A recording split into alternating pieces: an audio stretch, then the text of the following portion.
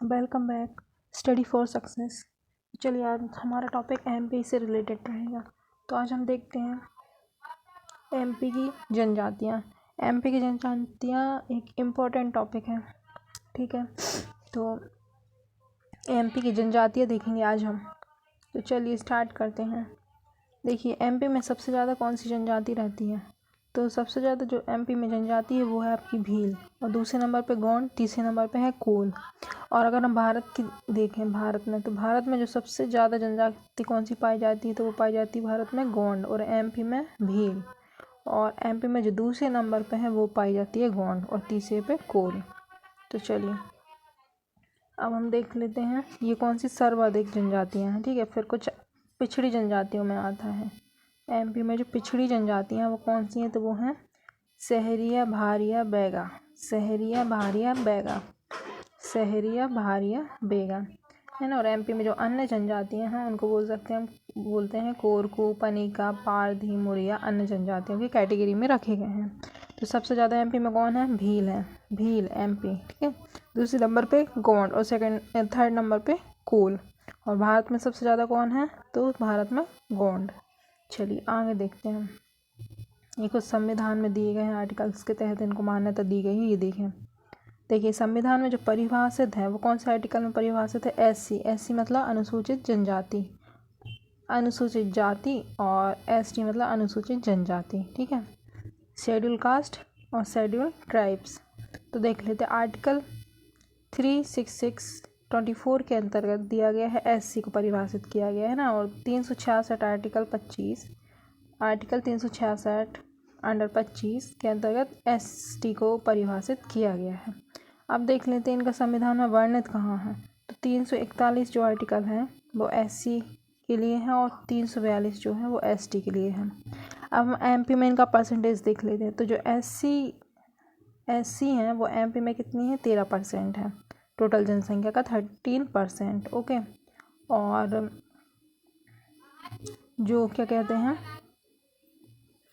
ST है वो 21% है। तो सबसे ज़्यादा एमपी में कौन है, तो एसटी है, ठीक है। और फिर सर्वाधिक जनसंख्या हम देख लेते हैं। जैसे एससी है तो एससी की जनसंख्या सबसे ज़्यादा कहाँ पे होगी, इंदौर में होगी। और एसटी सर्वाधिक कहाँ पे, धार में। धार एसटी और इंदौर में एससी, ठीक है। और न्यूनतम जनसंख्या एससी झाबुआ में पाई जाती है, और न्यूनतम एसटी की जनसंख्या भिंड में पाई जाती है। चलिए अब हम कुछ मैप देख लेते हैं। जैसे ये जस्ट ऐसे मोटा मोटा दिया गया है रिवीजन के लिए। देखें पहले तो आपको ये क्या है, आपका एमपी का मैप है, एमपी का मैप है, ठीक है।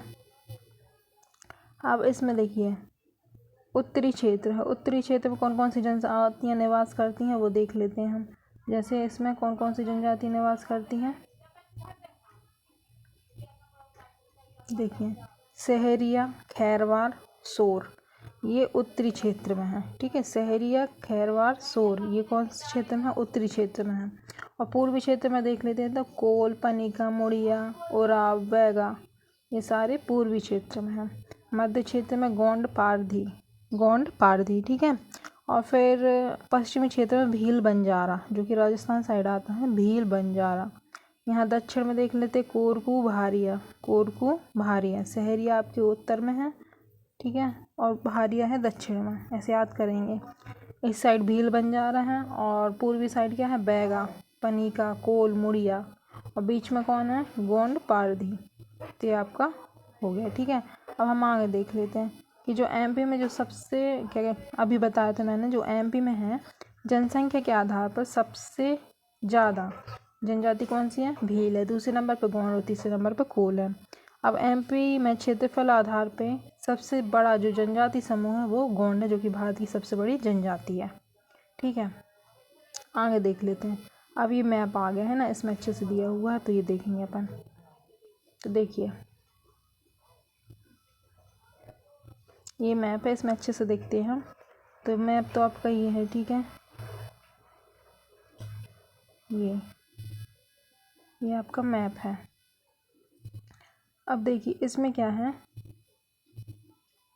जो उत्तरी क्षेत्र है, उत्तरी क्षेत्र में जिले वाइज देखते हैं। श्योपुर, मुरैना, भिंड, ग्वालियर, शिवपुरी, ये उत्तरी क्षेत्र में है आपके, ठीक है। तो यहाँ पे मेनली कौन सी जनजाति पाई जाती है, वो है आपकी सहरिया, जैसे मैंने बताया था सहरिया। और नीचे कौन सी बताई थी अभी, भारिया। ठीक है, तो ऐसे आप याद करेंगे। तो सहरिया उत्तरी क्षेत्र में पाया जाता है, श्योपुर, मुरैना, भिंड, ग्वालियर, शिवपुरी। तो इनके कुछ चीज़ें हैं, जैसे कि इनके घर को क्या बोला जाता है, सहराना। सहरिया के घर को क्या बोला जाता है, सहराना, है ना। और सहरिया जनजाति सर्वाधिक कुपोषित जनजाति है ना। और लहंगी नृत्य ये करते हैं, रागनी, दुलदुल, घोड़ी, ये इनके कीवर्ड्स हैं, आप इनको याद रखेंगे, बाद में इनका विस्तृत आप देख सकते हैं।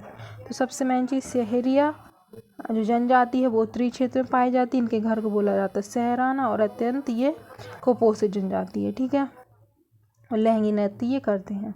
उसके बाद हम आते हैं यहाँ पर पश्चिमी क्षेत्र में, यहाँ पे धार, झाबुआ, अलीराजपुर है। ठीक है, धार, झाबुआ, अलीराजपुर है।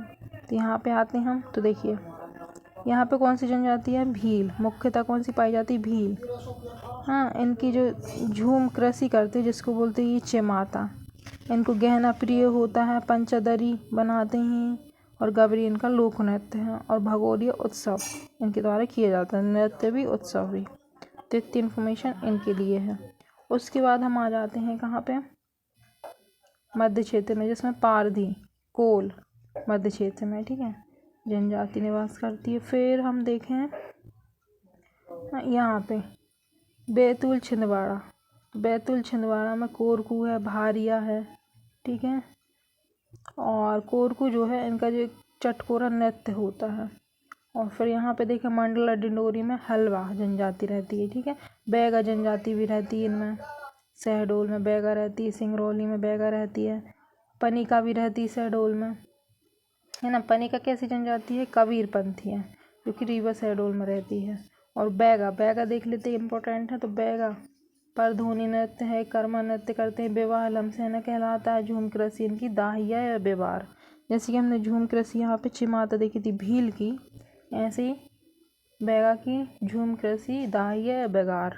परधोनी नृत्य करते हैं, कमरा नृत्य करते हैं। अब छतरपुर साइड आते हैं, तो यहाँ पे देखिए खैरवार जनजाति रहती है, जो कि कत्था के लिए बहुत ज़्यादा प्रसिद्ध है, खैरवार। और यहाँ रीवा में देखें कोल, पनिका। ठीक है, अब कोल जैसे है तो कोल का देख लेते हैं। कोल की जो पंचायत होती है उसको बोलते हैं गोहिया। ये नृत्य करते हैं दहका। इनका जो मुखिया रहता है, मुखिया, उसको बोलते हैं मुकद्दम। और कोयला की खानों पे ये निर्भर रहते हैं, इसलिए इन्हें कोल बोला जाता है। ठीक है, तो ये थी, मैंने बता दिया। जैसे अब एक और बचा हुआ भारिया। तो भारिया में लमसेना, दूध, लोटा, अवश्य, तम, ये सारी चीज़ें हैं। अब आ जाते हैं हम गोंड जनजाति। ठीक है, तो गोंड जनजाति पे आते हैं हम। तो देखिए गोंड जनजाति का वर्गीकरण, ठीक है, तो नर्मदा के दोनों तरफ पाई जाती हैं। दूध, लोटावा, कर्मा, सैला, मोहल्ला, कटोला बोला जाता है। ये सारी प्रथाएं इनमें प्रचलित है। ठीक है,